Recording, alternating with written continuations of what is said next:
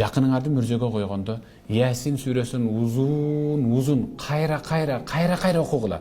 Күйөсүңбү атаңа? Апаңа күйөсүңбү? Бир молдону сиз Куран окуп берип коюң деп ыйлаш үчүн келбей, ошол атаңдын жанында көбүрөөк отурбайсыңбы? Ыйлаш фарз эмес да.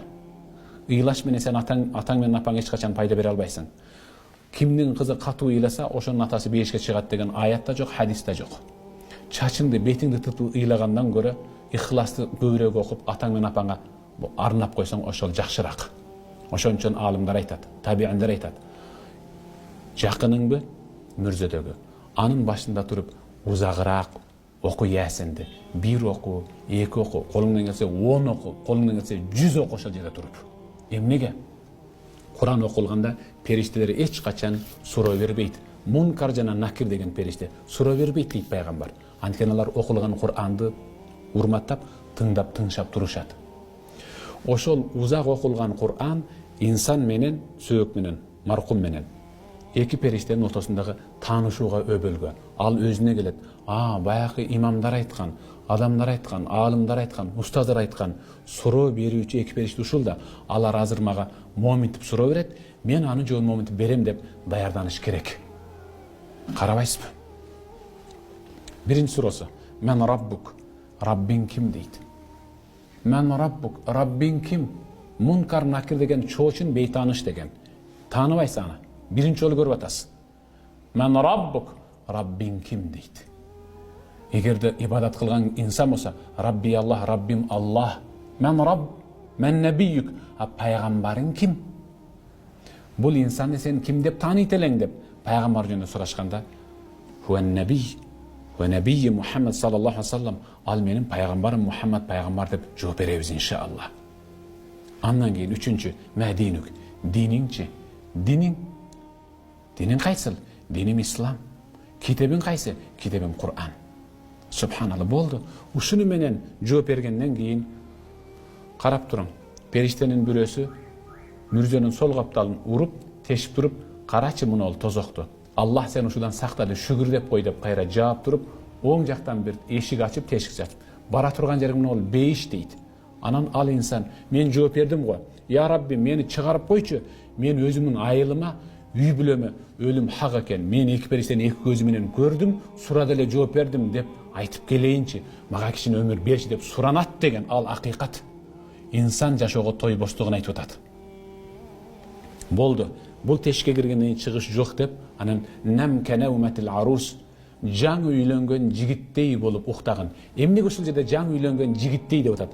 Анткени жаңы үйлөнгөн жигиттин мурдунун таноосунда азыркы никелеп алган аялынын табигый жыты келип турат. Ошондой көшүлүп уктаган, чарчап көшүлүп ырахаттан уктаган. Сага ырахат болсун деп уктатып коет. Эгерде фажир болсо, фасик болсо, мунафик болсо, бенамаз болсо, анда "Мен Раббук", Раббиң ким десе, ла адире, тилимдин учунда эсимде, бирок деп айта албайт.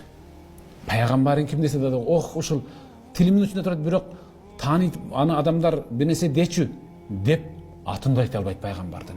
Динин кайсы десе айта албайт, китебиң кайсы десе айта албайт. Анан эмне? Ага оң жактан тешик ачып, бейишти көрсөтүп, "Муноул жерден сен хур калдың, бара турган жериң муноул жак" деп сол жактагы тозокту ачып туруп көрсөтүп коет. Тозоктун кайнак суусу, ириңи, табы келип, кыяматка чейин ал азапта жатат. Ушул керекпи бизге? Ушул керекпи бизге? Ошон үчүн ар кандай алым, ар кандай олуя, ар кандай падыша биринчи түндө эстегенде оозундагы чайнаган этин жута албай түкүрүп жиберген. Чыныгы Аллахка берилген жаштар биринчи түндө эстегенде чачы агарып, жүзүнө тырыш кирип кеткен. Биринчи түндө эстегенде төрөшү али алыс болгон кош бойлуу энелер боюнан түшүп калган. Карабайсызбы? Усман зин Нурайн, Хазрат Усман мүрзөнү сүйлөсө, мүрзө жөнүндө укса, мүрзөнүн жанынан өтсө, сөзсүз түрдө ыйлай берчү эле. Ошондо замандаш сахабалар: "Эй, Усман, пайгамбардын алдында beyij tozok jönünde uğup takır ыйлабай мүрзөгө келгенде ыйлаганыңыздан таң калабыз. Эмне себептен ушундайсыз? Hazrat Osman мындай dedi. Мен пайгамбардан уккан жерим бар. Бул мүрзө ахиреттин алгачкы аялдамасы. Ушул жерден башталат жолу.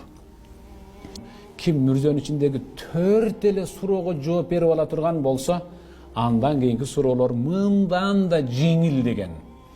Ким мүрзөнүн ичиндеги 4 суроого жооп бере албай эле кала турган болсо, андан кийинки суроолор мындан да татаал болот деген.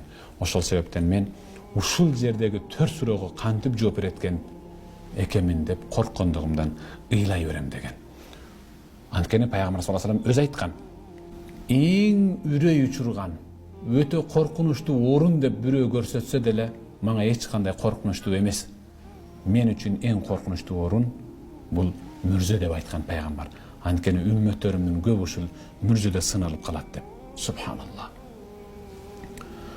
Андыктан сүйүктүү бир тууган пайгамбарыбыз саллаллаху алейхи ва саллям айткандай: "Аксиру зикра хазимил лаззат ал-маут."